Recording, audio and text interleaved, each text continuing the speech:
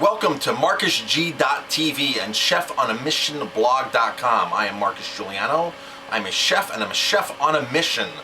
And today's mission is social responsibility and sort of misleading consumers.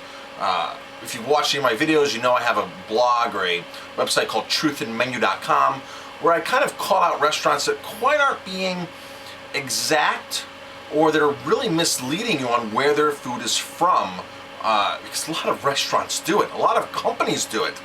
And here's the latest company that I'm just so upset with, and you know, it's Lucky Brand.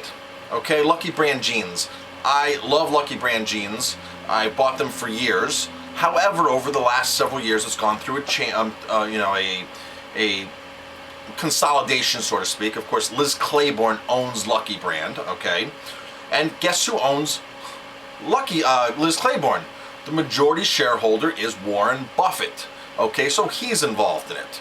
So now we're talking about from sort of getting consolidated like companies do, you know, and all of a sudden you get that big mentality of, okay, how do we get numbers to work? How do we become more efficient? How do we make more of a small percentile on every product? How do we make the most and produce the best financials for our shareholders, because it's a publicly traded company, or you know, a lot of companies that are publicly traded have to report. They do report. It's their mission to report their earnings, but not only report their earnings, but to actually get better earnings. That's what the shareholders want. Shareholders want better earnings, and you better bet that Warren Buffett wants better earnings. There's no reason why he's not, you know, one of the richest men out there, because he wants better earnings, and he's been able to do that consistently for 30, 40, 50 years. However, Lucky Brand, Warren Buffett, and Liz Claiborne, you see this, what this says? Lucky Brand jeans? Lucky Brand jeans of America, right? Do you know, I am totally shocked, because every time I go into, I like to buy as much American as possible, and I do support it. It's just hard because there's so many Chinese products and cheap Indonesian and all these products out there that these big manufacturers are doing. It's just so hard, from Bangladesh. It drives me crazy.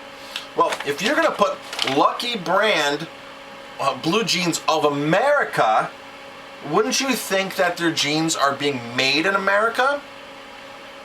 Right? One would assume.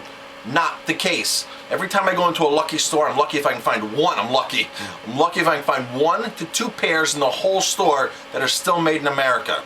They're getting outsourced to Colombia. First I noticed they were getting outsourced to Mexico, and in the outlet stores I saw the Mexican line appearing, and then you could still go to the retail stores and buy American. But now it's all Mexican, Colombian, and Chinese. A lot of Chinese jeans getting produced from Lucky. And I called them out on it. I called them and said, what's going on? I posted on their Facebook.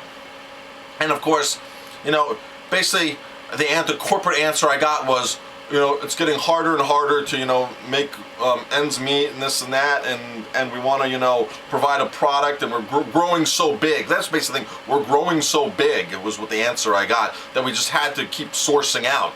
Well, if you're growing so big and you're not supporting American anymore, except for that one brand, that one particular gene I might find, you need to take of America off. It's very misleading.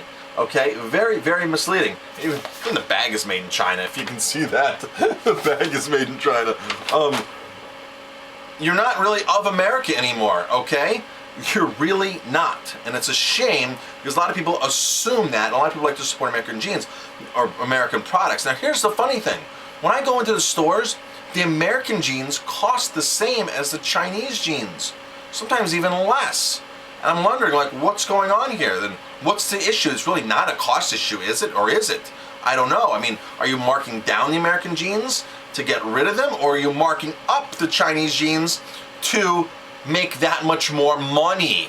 And that's what I think it is. I think you're marking the jeans up an exponential amount so you can make more money. It's no secret that the Chinese workforce works for a fraction of what our American workforce works for.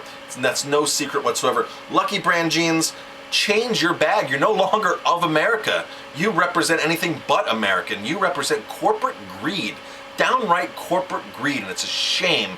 And you should not exploit the word America on your marketing, in your jeans, wherever, because you're really not American, Lucky.